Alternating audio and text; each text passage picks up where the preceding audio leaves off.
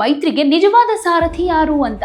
ರಾಷ್ಟ್ರೀಯ ಪಕ್ಷದ ಜೊತೆ ಮೈತ್ರಿ ಮಾಡಿಕೊಳ್ಳೋದು ಜೆಡಿಎಸ್ಗೆ ಅನಿವಾರ್ಯ. ಜೆಡಿಎಸ್ಗೆ ಅಗತ್ಯ ಉಳಿವು, ಬಿಜೆಪಿಗೆ ಅಗತ್ಯ ಲಾಭ ಅಂತ.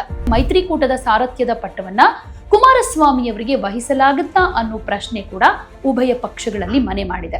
ಕರ್ನಾಟಕದಲ್ಲಿ ಪ್ರಾದೇಶಿಕ ಪಕ್ಷವೊಂದು ಇಷ್ಟು ಸುದೀರ್ಘ ಕಾಲ ಅಸ್ತಿತ್ವದಲ್ಲಿರೋದು ಇದೇ ಫಸ್ಟ್ ಟೈಮ್. ಬೆಂಗಳೂರಿನ ಕೆಲವು ವಿಧಾನಸಭಾ ಕ್ಷೇತ್ರಗಳಲ್ಲಿ ಮಾತ್ರ ಜೆಡಿಎಸ್ಗೆ ಒಂದು ರೀತಿ ಗ್ರಿಪ್ ಇದೆ. ಇಲ್ಲಿ ಜೆಡಿಎಸ್ ಕಿಂಗ್ ಮೇಕರ್ ಆಗಿತ್ತು, ಈಗ ಆ ಸ್ಥಾನದಿಂದ ಕಿಂಗ್ ಸಪೋರ್ಟ್ ಸ್ಥಿತಿಗೆ ಬಂದ್ಬಿಟ್ಟಿದೆ. ಮೈತ್ರಿಗೆ ಬಾಗಿಲು ತೆರೆದಿದ್ದು ಕುಮಾರಸ್ವಾಮಿ, ಆದ್ರೆ ದಾರಿಯನ್ನ ಕಂಟ್ರೋಲ್ ಮಾಡ್ತಾ ಇರೋದು ಬಿಜೆಪಿ. ನಮಸ್ಕಾರ, ನೀವು ನೋಡ್ತಾ ಇರೋದು ಒನ್ ಇಂಡಿಯಾ ಕನ್ನಡ, ನಾನ್ ಪ್ರತಿಮಾ. ವೀಕ್ಷಕರೇ, ಈಗ ರಾಜ್ಯದ ರಾಜಕೀಯದಲ್ಲಿ ಬಿಜೆಪಿ ಹಾಗೆ ಜೆಡಿಎಸ್ ಮೈತ್ರಿಯ ವಿಚಾರವಾಗಿ ಮತ್ತಷ್ಟು ಚರ್ಚೆಗಳು ಶುರುವಾಗ್ಬಿಟ್ಟಿದೆ. ಒಂದ್ ಕಾಲದಲ್ಲಿ ಪರಸ್ಪರ ರಾಜಕೀಯ ಶತ್ರುಗಳಾಗಿದ್ದ ಈ ಎರಡೂ ಪಕ್ಷಗಳು ಇತ್ತೀಚಿನ ವರ್ಷಗಳಲ್ಲಿ ಅವಶ್ಯಕತೆ ರಾಜಕೀಯದ ಅಡಿಯಲ್ಲಿ ಒಂದೇ ವೇದಿಕೆಯಲ್ಲಿ ಕಾಣಿಸ್ಕೊಳ್ತಾ ಇವೆ. ಒಂದ್ ಕಡೆ ರಾಷ್ಟ್ರ ಮಟ್ಟದ ಪ್ರಾಬಲ್ಯ ಇರೋ ಬಿಜೆಪಿ, ಇನ್ನೊಂದು ಕಡೆ ಬದುಕು ಉಳಿಸ್ಕೊಳ್ಳೋ ಹಂತದಲ್ಲಿರುವಂತಹ ಜೆಡಿಎಸ್. ಸೊ ಇಂಥ ಮೈತ್ರಿಯಲ್ಲಿ ಸಮಾನತೆ ಅನ್ನೋದು ಕೇವಲ ಘೋಷಣೆ ಮಾತ್ರ. ವಾಸ್ತವದಲ್ಲಿ ಇಲ್ಲಿ ನಡೆಯೋದು ಅವಶ್ಯಕತೆಯ ರಾಜಕೀಯ ಅಂತ ಹೇಳ್ಬೋದು. ಆದ್ರೆ ಇಲ್ಲಿ ಒಂದು ದೊಡ್ಡ ಪ್ರಶ್ನೆ ಏನಂತಂದ್ರೆ, ಈ ಮೈತ್ರಿಗೆ ನಿಜವಾದ ಸಾರಥಿ ಯಾರು ಅಂತ. ಯಾರು ಈ ಮೈತ್ರಿಯನ್ನ ಮುನ್ನಡೆಸ್ತಾ ಇದ್ದಾರೆ ಅಂತಾನು ಒಂದು ಪ್ರಶ್ನೆ ಕ್ರಿಯೇಟ್ ಆಗುತ್ತೆ. ಸೊ ಇಲ್ಲಿ ಮೊದಲು ಜೆಡಿಎಸ್ ನ ಪಾತ್ರ ಏನು ಅಂತ ನೋಡೋದಾದ್ರೆ, ಜೆಡಿಎಸ್ ಒಂದು ಪ್ರಾದೇಶಿಕ ಪಕ್ಷ. ಅದರ ರಾಜಕೀಯ ಬಲ ಬಹುತೇಕ ವೋಟ್ ಬ್ಯಾಂಕ್ ಆಧಾರಿತ. ಇತ್ತೀಚಿನ ವರ್ಷಗಳಲ್ಲಿ ಜೆಡಿಎಸ್ ತನ್ನ ಸ್ವತಂತ್ರ ಶಕ್ತಿಯನ್ನ ಕಳೆದುಕೊಳ್ತಾ ಇರೋ ಪರಿಸ್ಥಿತಿಯಲ್ಲಿದೆ. ಹೀಗಾಗಿ ರಾಷ್ಟ್ರೀಯ ಪಕ್ಷದ ಜೊತೆ ಮೈತ್ರಿ ಮಾಡಿಕೊಳ್ಳೋದು ಜೆಡಿಎಸ್ಗೆ ಅನಿವಾರ್ಯ. ಇಲ್ಲಿ ಮುಖ್ಯವಾಗಿ ಗಮನಿಸಬೇಕಾಗಿರೋ ಹೆಸರು ಎಚ್.ಡಿ. ಕುಮಾರಸ್ವಾಮಿ ಅವರದು. ಯಾಕಂದ್ರೆ ಜೆಡಿಎಸ್ ನ ಮುಖ ಅಂತ ಅಂದ್ರೆ ಈಗ ಅವರೇ ಧ್ವನಿ ಮತ್ತು ನಿರ್ಣಾಯಕ ಶಕ್ತಿ. ಮೈತ್ರಿ ವಿಚಾರದಲ್ಲೂ ಕೂಡ ಕುಮಾರಸ್ವಾಮಿ ಅವರೇ ಮೊದಲ ಹೆಜ್ಜೆ ಇಡೋ ನಾಯಕ ಅನ್ನಿಸ್ಕೊಳ್ತಾರೆ. ಅವರ ರಾಜಕೀಯ ಅನುಭವ, ಸಂಧಾನ ಕೌಶಲ್ಯವೇ ಜೆಡಿಎಸ್ ಅನ್ನ ಬಿಜೆಪಿ ಬಳಿಗೆ ಕರೆದೊಯ್ದಿದೆ ಅಂತ ಹೇಳ್ಬೋದು. ಇನ್ನೊಂದು ಕಡೆ ಬಿಜೆಪಿಯ ಲೆಕ್ಕಾಚಾರದ ಬಗ್ಗೆ ಹೇಳೋದಾದ್ರೆ, ಬಿಜೆಪಿ ರಾಷ್ಟ್ರ ಮಟ್ಟದಲ್ಲಿ ಬಲಿಷ್ಠ ಪಕ್ಷ ಆದ್ರೂ ರಾಜ್ಯ ಮಟ್ಟದಲ್ಲಿ ಎಲ್ಲಾ ಸಮುದಾಯಗಳ ಬೆಂಬಲ ಒಂದೇ ರೀತಿ ಇಲ್ಲ. ಇಲ್ಲಿ ಜೆಡಿಎಸ್ ವೋಟ್ ಬ್ಯಾಂಕ್ ವಿಶೇಷವಾಗಿ ಕೆಲವು ಪ್ರದೇಶಗಳಲ್ಲಿ ಮಾತ್ರ ಇದೆ. ಬಿಜೆಪಿ ಪಾಲಿಗೆ ಅದು ತುಂಬಾ ಮುಖ್ಯ ಅನ್ನಿಸ್ಕೊಳ್ಳುತ್ತೆ. ಸೊ ಇಲ್ಲಿ ಬಿಜೆಪಿ ತಂತ್ರಾತ್ಮಕ ಮೈತ್ರಿಗೆ ಮುಂದಾಗಿದೆ. ಇಲ್ಲಿ ಬಿಜೆಪಿ ನಾಯಕತ್ವ ಜೆಡಿಎಸ್ಗೆ ಸಹಭಾಗಿತ್ವವನ್ನ ಕೊಡುತ್ತೆ, ಆದ್ರೆ ನಾಯಕತ್ವವನ್ನ ತನ್ನ ಕೈಯಲ್ಲೇ ಇಟ್ಕೊಳ್ಳುತ್ತೆ. ಅಂದ್ರೆ ಜೆಡಿಎಸ್ಗೆ ಅಗತ್ಯ ಉಳಿವು, ಬಿಜೆಪಿಗೆ ಅಗತ್ಯ ಲಾಭ ಅಂತ.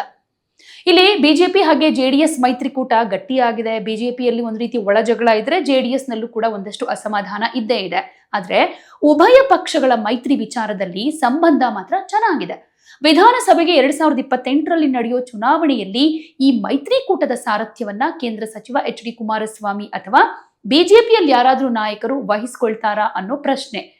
ರಾಜ್ಯ ಬಿಜೆಪಿ ಗುಂಪುಗಾರಿಕೆಯಿಂದ ಒಂದ್ ರೀತಿ ನಲುಗು ಹೋಗಿದೆ. BJP ರಾಜ್ಯಾಧ್ಯಕ್ಷರಾಗಿ B Y. ವಿಜಯೇಂದ್ರ ಅವರ ಕಾರ್ಯಶೈಲಿ ನಾಯಕರಿಗೆ ಒಂದ್ ಸ್ವಲ್ಪ ಬೇಸರ ತಂದಿರೋದು ಸತ್ಯ. ಹಿರಿಯರನ್ನ ವಿಶ್ವಾಸಕ್ಕೆ ತೆಗೆದುಕೊಳ್ಳೋ ಪ್ರಯತ್ನವನ್ನ ವಿಜಯೇಂದ್ರ ಅವರು ಮೊದಲಿಂದಾನೂ ಮಾಡ್ಲೇ ಇಲ್ಲ. ವಿಧಾನಸಭೆ ಪ್ರತಿಪಕ್ಷದ ನಾಯಕರಾಗಿ ಆರ್ ಅಶೋಕ್ ಅವರ ಕಾರ್ಯನಿರ್ವಹಣೆ ಬಗ್ಗೆ ಕೂಡ ಪಕ್ಷದಲ್ಲಿ ಅಸಮಾಧಾನ ಇದೆ. ಬಿಜೆಪಿಯಲ್ಲಿ ಮಾಜಿ ಮುಖ್ಯಮಂತ್ರಿ ಬಿ.ಎಸ್. ಯಡಿಯೂರಪ್ಪ ಅವರ ನಂತರ ಸರ್ವಸಮ್ಮತ ನಾಯಕನಾಗಿ ಯಾರೂ ಕೂಡ ಕಾಣಿಸ್ಕೊಂಡಿಲ್ಲ.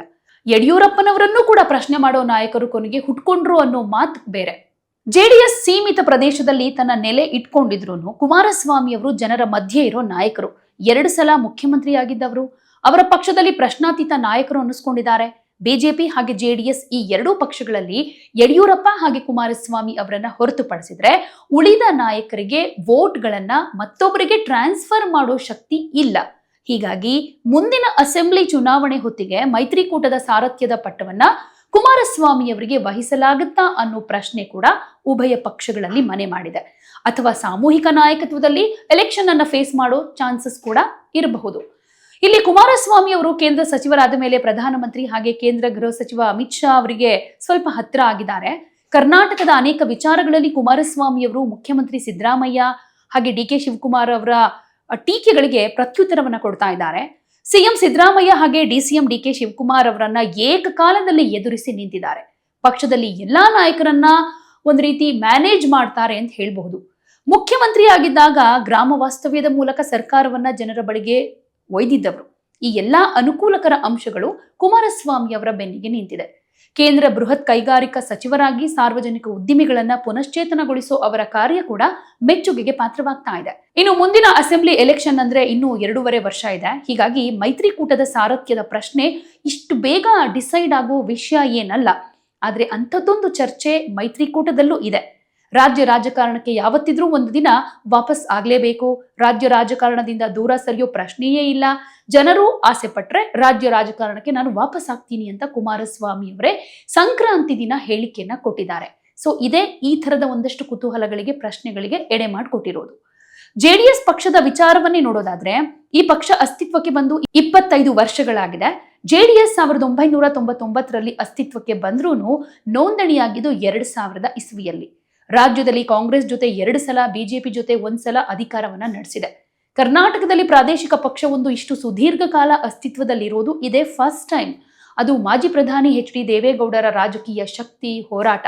ಆದ್ರೆ ಜೆಡಿಎಸ್ ನೆಲೆ ಈಗ ಕುಸಿತಾ ಇದೆ, ವಿಸ್ತರಣೆ ಆಗ್ತಾ ಇಲ್ಲ ಅನ್ನೋದು ಕೂಡ ಗಮನಿಸಬೇಕು.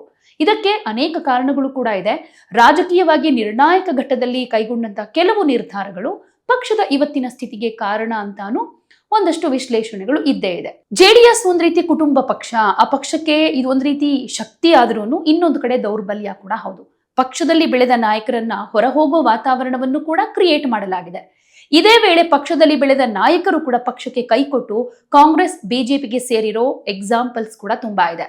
ಪಕ್ಷವನ್ನ ಕುಟುಂಬದಿಂದ ಹೊರತರೋ ಪ್ರಯತ್ನ ಇನ್ನೂ ನಡೆದೇ ಇಲ್ಲ.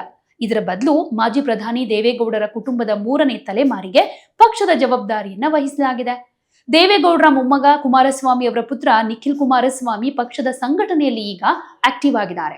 ನಿಖಿಲ್ ಕುಮಾರಸ್ವಾಮಿ 3 ಸಲ ಸೋತ್ರೂ ಕಾನ್ಫಿಡೆನ್ಸ್ ಕಳ್ಕೊಂಡಿಲ್ಲ.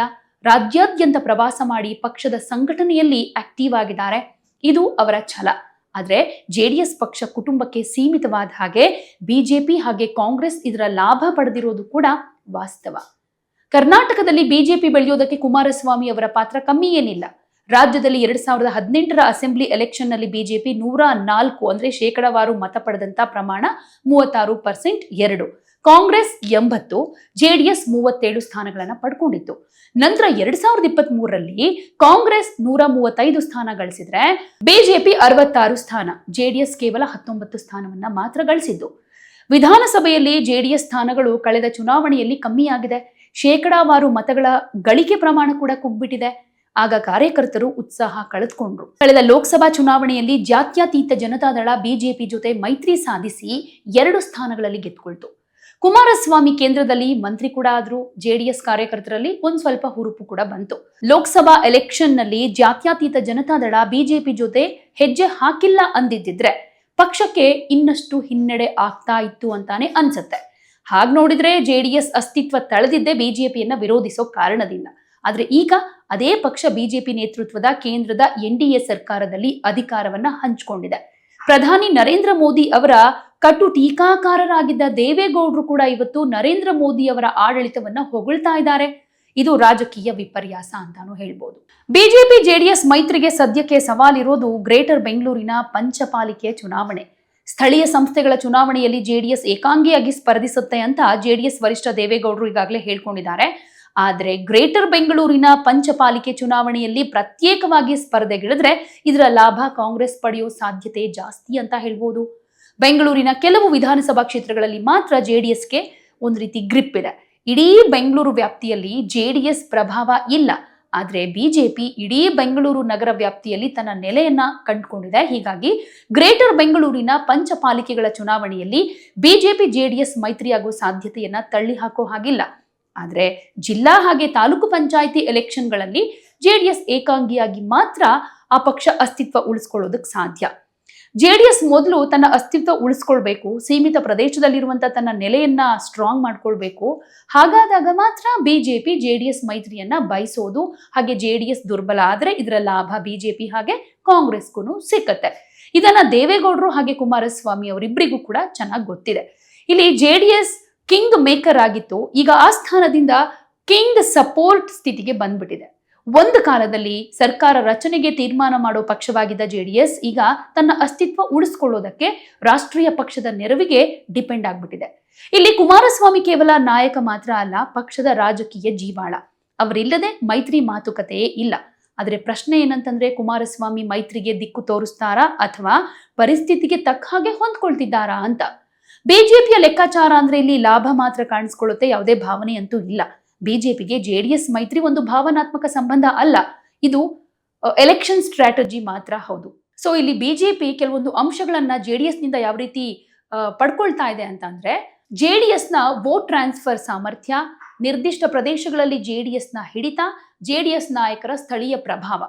ಆದ್ರೆ ಬಿಜೆಪಿ ಒಂದು ವಿಷಯದಲ್ಲಿ ಮಾತ್ರ ಸ್ಪಷ್ಟವಾಗಿದೆ, ನಾಯಕತ್ವದಲ್ಲಿ ಯಾವುದೇ ಹಂಚಿಕೆ ಇಲ್ಲ, ನೀತಿ ನಿರ್ಧಾರಗಳಲ್ಲಿ ಜೆಡಿಎಸ್ಗೆ ಮಿತಿ ಇದೆ ಅಂತ. ಹಾಗಾದ್ರೆ ಸಾರಥಿ ಯಾರು ಅಂತ ಬಂದಾಗ ಇಲ್ಲಿ ನಿಜವಾದ ಉತ್ತರ ರಾಜಕೀಯವಾಗಿ ನೋಡಿದ್ರೆ ಮೈತ್ರಿಗೆ ಬಾಗಿಲು ತೆರೆದಿದ್ದು ಕುಮಾರಸ್ವಾಮಿ, ಆದ್ರೆ ದಾರಿಯನ್ನ ಕಂಟ್ರೋಲ್ ಮಾಡ್ತಾ ಇರುವುದು ಬಿಜೆಪಿ.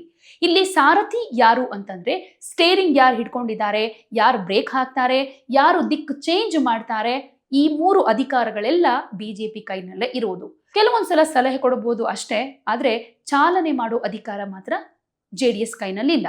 ಈ ಮೈತ್ರಿ ಎಷ್ಟು ದಿನ ನಿಲ್ಲುತ್ತೆ, ಇದು ಒಂದು ರೀತಿ ತತ್ವಾಧಾರಿತ ಮೈತ್ರಿ ಅಲ್ಲ ಆಗಿರೋದ್ರಿಂದ, ಫಲಿತಾಂಶ ಆಧಾರಿತ ಒಪ್ಪಂದ ಆಗಿರೋದ್ರಿಂದ 3 ಸಂದರ್ಭಗಳಲ್ಲಿ ಈ ಮೈತ್ರಿ ಕುಸಿಯೋ ಸಾಧ್ಯತೆ ಕೂಡ ಹೆಚ್ಚು ಅನ್ಬಹುದು.